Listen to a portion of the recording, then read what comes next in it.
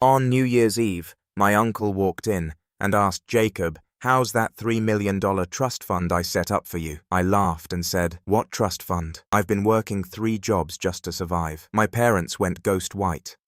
It was New Year's Eve, and just as the clock ticked closer to midnight, the front door swung open, and my Uncle Richard stepped inside without warning. He had not called, had not texted, had not visited in years. But there he was, in a pressed suit, his eyes sharp and restless. He looked around the room once, then locked his gaze on me. "Jacob," he said firmly, "how's that $3 million trust fund I set up for you 6 years ago?" I froze and placed my fork halfway to my mouth. The laughter around the table died instantly. My heart slammed against my ribs as I struggled to form words.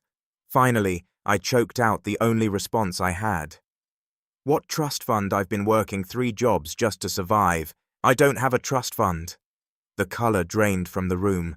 My uncle's face hardened, his jaw tightening as his eyes flicked toward my parents. I followed his stare, and in that moment, I saw something I had never seen before. My mother's face turned pale, and her hands trembled against the edge of the table. My father's shoulders stiffened as he stared down at his plate, refusing to meet anyone's eyes. Uncle Richard's voice rose thick with fury. "Don't tell me you never gave it to him. That money was his right. That money was his future." My parents did not answer. Their silence filled the room with a heavier weight than words ever could. I sat there in disbelief, my mind racing with questions I had no power to stop. Why had I never heard of this? Why had I been breaking myself to survive if a fortune was meant for me all along? And why were my parents looking like the walls had finally collapsed around them? That was when Richard turned back to me, his face burning with anger, and he said something that shattered everything. I thought I knew about my life. "My name is Jacob Miller. I am 26 years old, and for most of my life I believed I came from a working-class family that struggled to keep its head above water. I grew up thinking hard work was the only way to earn respect, and that survival came from grit, not privilege. That belief shaped me, hardened me, and often left me questioning whether my life would ever be more than a string of exhausting shifts and unpaid bills. At the time my uncle walked in, I was living through the hardest season of my life. I was juggling 3 jobs, each one grinding me down in a different way. By day, I stood behind the counter of a convenience store, forcing a smile as customers rushed through with their coffee and cigarettes. When I clocked out, I switched into the uniform of a delivery driver, crisscrossing the Chicago in an old car that rattled louder than the radio. Some nights, when I could barely keep my eyes open, I dragged myself into handyman work, patching drywall or unclogging sinks in apartments that smelled of mildew. I did it all because I had no choice. Rent never waited. Groceries always came with another receipt I could barely pay. For even a simple doctor's visit was something I put off, convincing myself I could live with the pain in my back or the pounding in my temples. My life was a cycle of fatigue. Still, I tried to hold on to hope. I kept telling myself that someday, all this effort would mean something, that maybe I would find a way to break free. My parents never talked much about money. My mother Margaret always insisted we were fine, even when I knew the refrigerator was half empty, or when the power company's final notice slipped under our front door. She told me that every hardship was a lesson.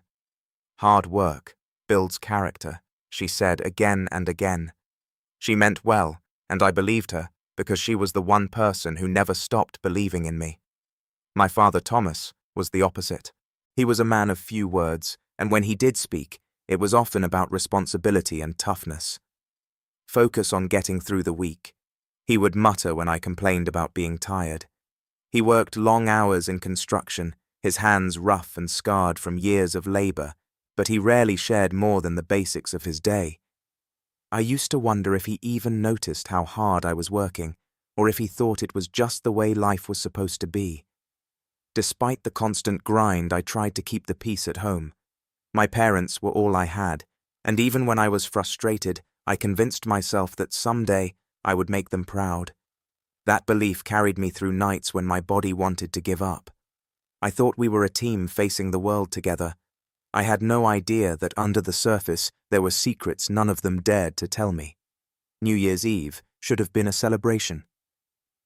That night we sat around a small wooden table in our living room.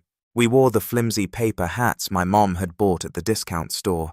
She had cooked a modest dinner of roasted chicken, mashed potatoes, and green beans, stretching every dollar as she always did. A bottle of cheap champagne sat unopened on the counter waiting for midnight. I looked at the clock and then at my phone. My friends were posting pictures of glittering parties downtown Chicago, the kind with open bars, sparkling dresses, and confetti showers. I felt a sting of envy, but quickly pushed it aside. This was my family, and though it was simple, I told myself it was enough. As I sat there, I studied my parents. My mother smiled, trying to keep the mood light, but her eyes gave away a heaviness that had been growing for years. My father was quiet as usual, carving his chicken with slow, deliberate movements. I wondered if he even noticed how different our lives were from those of the people around us, or if he had accepted that this was simply our place in the world. I remember raising my glass of soda and saying, "Here's to a better year. Maybe this one will finally turn things around." My mother smiled faintly and clinked her glass against mine. My father nodded but said nothing. For a moment I felt the sting of silence, the kind that reminds you how much you want to be heard but never are. I pushed the feeling down and reminded myself to be grateful. At least I had them. At least I wasn't spending the night alone. At least there was food on the table, however modest. That was the story I told myself. The story that kept me from resenting the long hours and the constant struggle. But as I sat there, watching the seconds tick closer to midnight, I could not have imagined that everything I believed about my family was about to collapse. I thought the year ahead might bring better luck, maybe even a chance at stability. Instead, it brought a revelation so powerful that it tore apart every assumption I had built my life on. When the knock came at the door, and my Uncle Richard stepped inside, my world shifted forever. The sound of the front door opening on New Year's Eve startled all of us. We were not expecting anyone. I turned in my chair and saw a tall figure step inside without hesitation, as if he owned the place.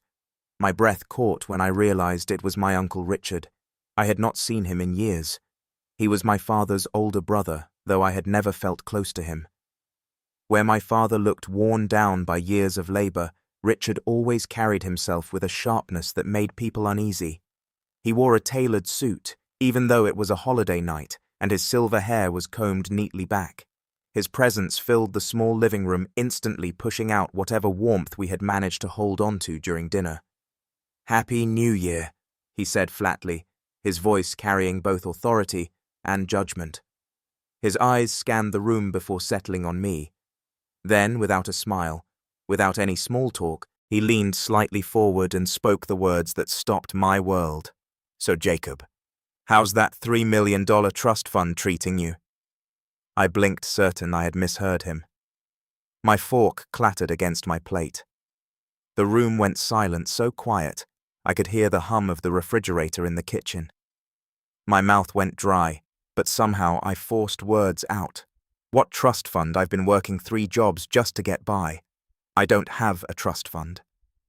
For a moment, Richard's face did not move, as if he was measuring my sincerity.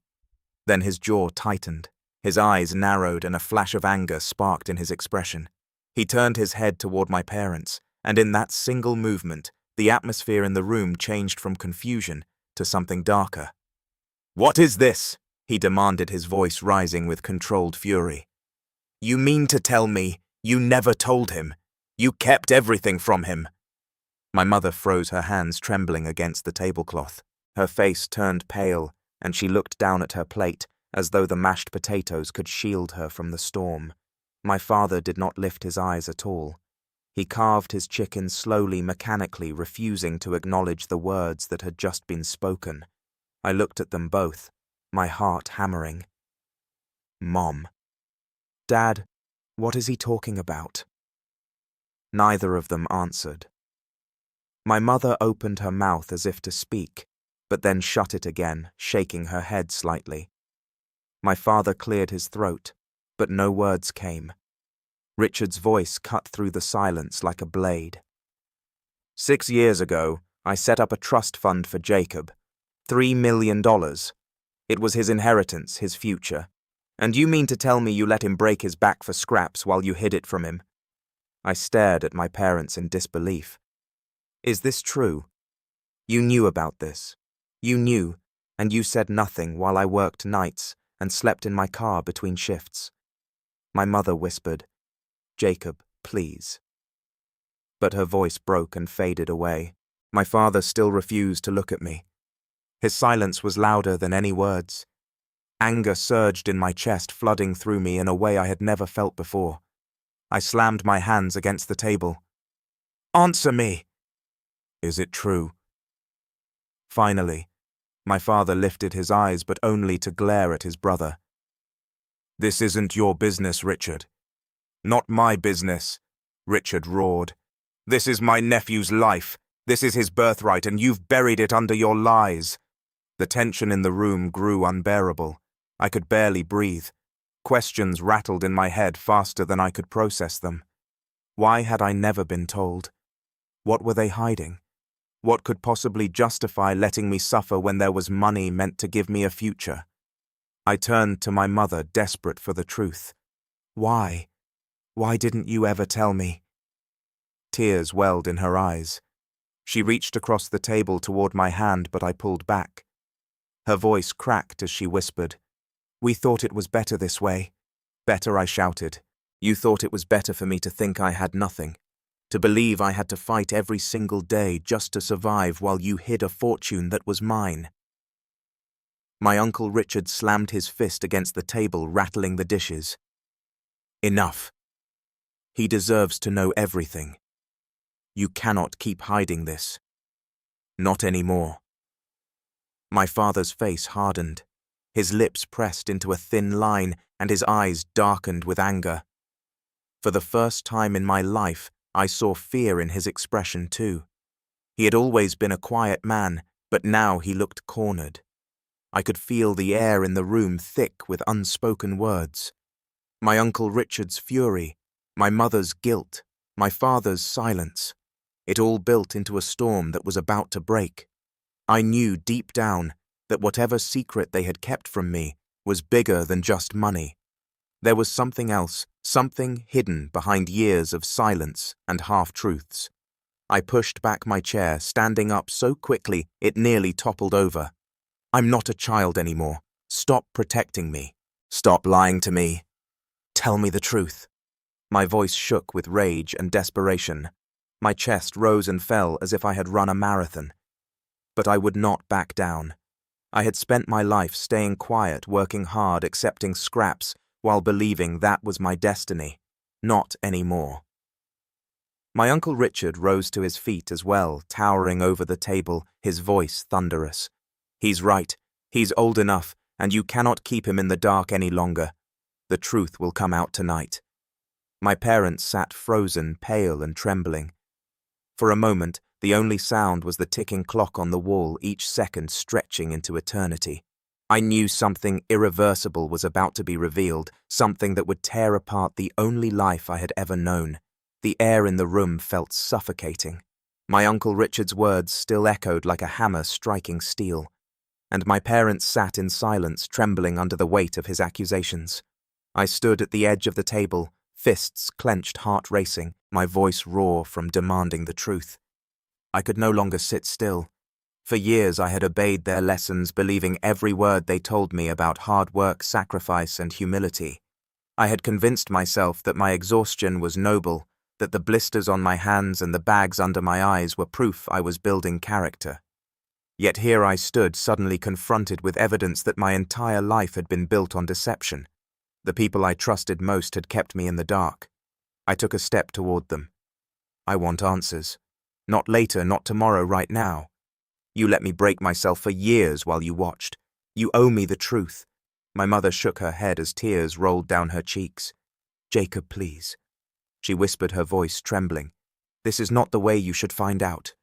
Find out what I shouted. that my life could have been different, that I didn't have to sleep in my car between shifts, that I didn't have to eat ramen every night while a fortune was sitting somewhere with my name on it. What else have you been keeping from me?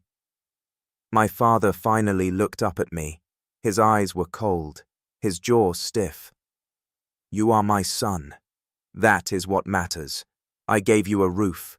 I gave you food. I taught you what it means to fight for survival. I felt anger boil in my chest. You gave me silence. You gave me lies. That's what you gave me. Richard stepped closer to me, his hand firm on my shoulder. You are right to demand answers. You have been treated unfairly. I will not stand by while they keep bearing the truth. My father glared at him. Stay out of this, Richard. You've meddled enough. This is our family, not yours. But Richard refused to back down. He is David Miller's son, not yours. Thomas, and you know it. The words hit me like a punch, but I refused to collapse. I steadied myself, refusing to let them keep control of my life any longer. My mother gasped, covering her mouth with her hands, as if Richard had ripped away the last layer of protection she had tried to build around me. I turned back to her. Is that true? Is that what this is about? Tell me who I am. Tell me who my father is. She reached for me again, her voice cracking with desperation. Jacob, please listen. We were only trying to protect you. We wanted you to have a normal life. We thought if we kept it from you, you would be safe. Safe from what I demanded. My voice shook, but it carried more force than I had ever felt. Safe from knowing the truth. Safe from my own life. You say you wanted me to be normal, but nothing about this is normal. You watched me fall apart while you kept secrets that could have changed everything. That is not protection. That is betrayal. For the first time in my life, I saw my mother collapse under the weight of her own guilt. She buried her face in her hands and sobbed. My father sat stiff and silent, refusing to give me the answers I needed, his pride keeping him chained to his lies. I straightened my back and drew in a deep breath. My voice lowered but grew sharper, steadier. You don't get to decide what I know anymore. You don't get to keep me in the dark. Tonight I want the truth, all of it. No more excuses. Richard nodded firmly beside me. He is right. You had your chance to explain. Now he deserves to hear what has been hidden for far too long. My father slammed his hand against the table, rattling the dishes. You think you know what is best for him, Richard. But you don't. You never did. You come in here with your money and your lectures acting like you care. But where were you all these years I was honoring David Miller's wishes? Richard snapped. I gave him a future that you stole. You took his legacy and buried it. And for what? To keep control, to hide your shame. Their voices rose clashing like thunder. But I no longer felt like a bystander. I no longer felt like the quiet son who nodded and obeyed. This was my life. They were arguing over my future. They had stolen, and I would not be silenced.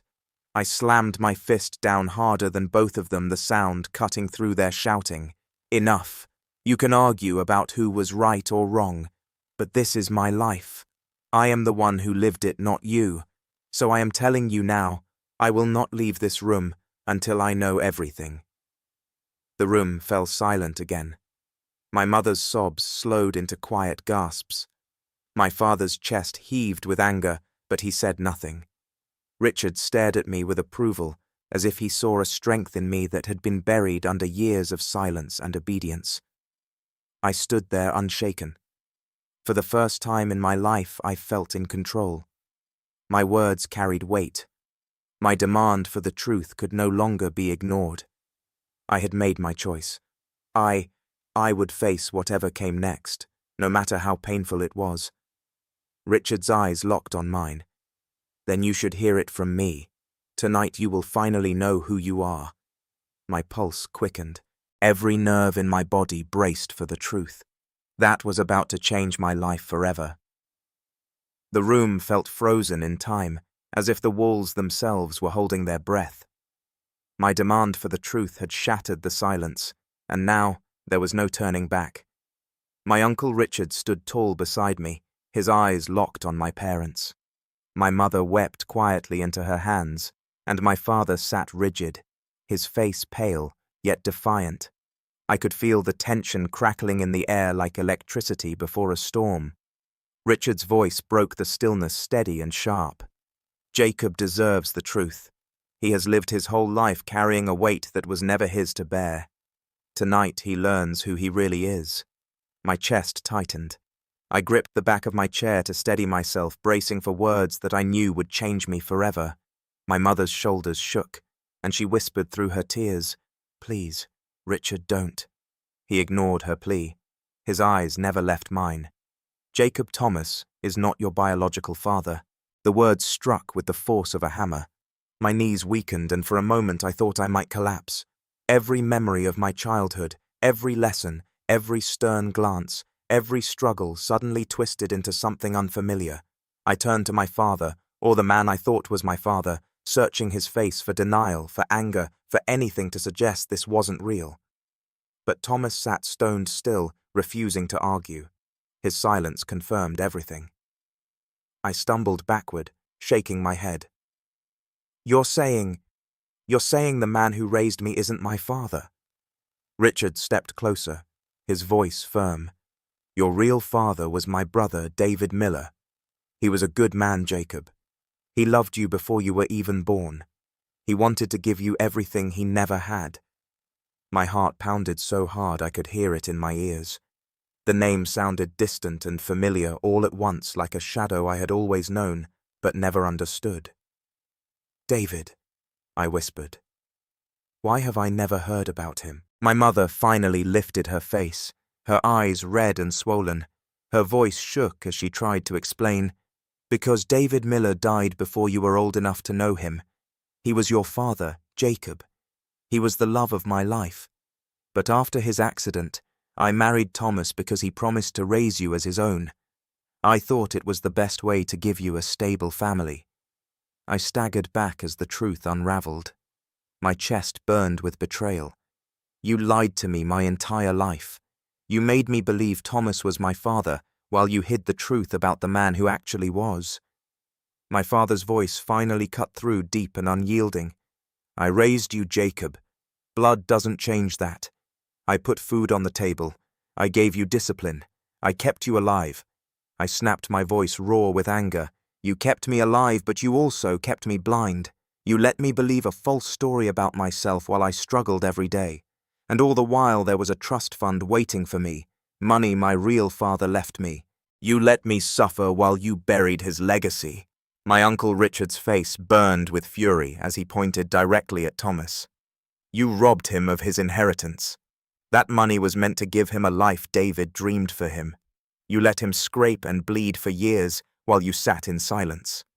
Thomas's face hardened, but his eyes flickered with guilt. He needed to learn the value of hard work. Money makes people soft. I wasn't going to raise a spoiled boy. "Hard work," I shouted. My voice cracked, but I didn't care. "I've worked myself into the ground. I've lost sleep. I've skipped meals. I've missed out on life because I thought I had no choice. And all this time you let me break myself down while you kept his gift locked away. That wasn't teaching me a lesson. That was cruelty." My mother reached for me, tears spilling down her cheeks. "We thought we were protecting you from disappointment. We thought if you grew up without knowing about the money, you would learn strength. We thought it was the only way." I pulled away, my throat raw. "Protecting me. You didn't protect me. You stole from me. You stole my chance to know who I really was. You stole my right to know my father." Richard's voice softened, though his anger still burned. "David Miller loved you, Jacob. He told me to make sure you had everything you needed. That trust fund was his promise to you. He wanted you to grow into the man he knew you could be, and I will not let that promise be buried any longer." I looked at Thomas, the man who had raised me, the man I had called father all my life. "Why? Why would you do this to me? Was it jealousy? Was it control? Did you ever even love me?" His face twisted with pain, but his words were steady. "I raised you as my own. That was love, Jacob. Maybe I made mistakes, but everything I did to keep you strong. I shook my head, tears stinging my eyes. You kept me strong by breaking me. You kept me blind so you could play the role you wanted. You never gave me a choice. The truth stood in the air between us, heavy and undeniable. My real father was gone. My inheritance had been hidden. The man I trusted most had built my life on lies. I felt like the floor had disappeared beneath me, leaving nothing but free fall. Yet in that moment, I also felt something else. Resolve. The truth was mine now. No more silence. No more secrets. I was no longer the obedient son who accepted hardship without question. I was David Miller's son, and his legacy would no longer be denied. As fireworks exploded outside, rattling the windows with bursts of light, I stood taller. My life had just been torn apart. But I knew this was the night it would finally begin. The fireworks outside roared through the night sky, but inside that small living room, the celebration felt hollow. My life had just been broken open. I stood in the same house I had always known, surrounded by the same people I had always called family. Yet nothing felt familiar anymore. My hands trembled as the truth settled deeper into my chest. David Miller was my father. He had left me a future, and the people who should have loved me enough to tell me had chosen silence instead. I sat down heavily in the chair I had pushed away minutes before. My legs felt weak, my chest tight. My mother reached for me again, but I pulled back. I wasn't ready for comfort. Not from her. Not when her silence had cost me so much. She lowered her hand slowly, tears spilling freely down her face. I could tell she wanted to explain, to soothe, to hold me the way she did when I was a child. But the distance between us was too wide. Now my father knew. Thomas sat across from me. He was not crying. He rarely showed emotion, but tonight there was something in his eyes I had never seen before. Guilt, yes, but also fear. He knew he no longer had the same hold over me. His authority, his silence, his lessons built on hardship. They all meant less now that I knew the truth. Uncle Richard stood tall beside me, almost like a guardian, though I wasn't sure I was ready to trust him either. He had kept this secret for years as well, even if he claimed it wasn't his place to reveal it sooner. Still, in that moment, he was the only one who had spoken with honesty, the only one who looked me in the eyes and refused to let me live in the dark any longer. I finally found my voice, though it came out low and heavy. All those nights I thought I was nothing. All those mornings I woke up wondering if I would ever escape this life. You knew I had a chance. You knew I had a father who wanted me to be secure, and you took that away from me. My mother sobbed harder. We thought it was the best way. We thought if you grew up without relying on money, you would be strong. We thought you would be safe from disappointment. I shook my head. Safe, I was never safe. I was exhausted. I was hungry. I was desperate. That wasn't protection. That was cruelty disguised as love. Thomas finally spoke. His voice sharp but strained. You needed to learn the value of survival. You would have wasted that money. You would have turned soft. The anger rose in me again, but I kept my voice steady. You never gave me the chance to prove who I was. You never let me choose. You decided for me, and that is not love, that is control. The room went quiet again. My mother's cries faded into quiet sniffles. Thomas stared at the floor. Richard kept his hand firm on the back of my chair. I thought about David Miller, the man I never got to know. I imagined him picturing me, his son, and deciding to build a future for me. I imagined him working, saving, and trusting that the people around me would honor his wishes. He had loved me enough to plan for a life he would never see me live. And yet all of that had been hidden, stolen by silence. As the reality sank deeper, I realized something important. Money alone would not heal this wound. The trust fund might change my circumstances, but it would not erase the years of struggle, the nights of loneliness, the betrayal that had shaped my identity. What mattered more than the money was the truth. The truth gave me a choice. The truth gave me freedom. I stood again, this time taller, steadier. My voice carried a calm I didn't feel before. I cannot change the years I lost. I cannot change what you chose to hide, but I can choose what happens now. From this night on, no one decides for me. I will know my father's story. I will claim the life he wanted me to have, and I will live it with the strength I built in the shadows you forced me into. My mother sobbed into her hands, whispering, "I'm sorry," again and again. Thomas said nothing. He sat there like a man defeated, stripped of the role he had clung to for decades. Richard nodded slowly, pride flickering in his eyes. I walked outside into the cold air. The fireworks were still bursting across the sky, painting it in gold and red. Neighbors cheered in the distance, their voices carried on the winter wind. For them, this was a night of celebration. For me, it was something else entirely. It was the night I stopped being blind. It was the night I learned who I really was. I looked up at the sky and thought of David Miller. I didn't know his voice. I didn't know the sound of his laugh or the way he carried himself, but I knew he loved me.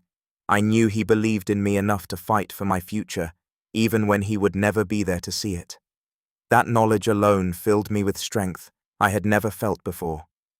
I turned back to the house knowing the relationships inside would never be the same.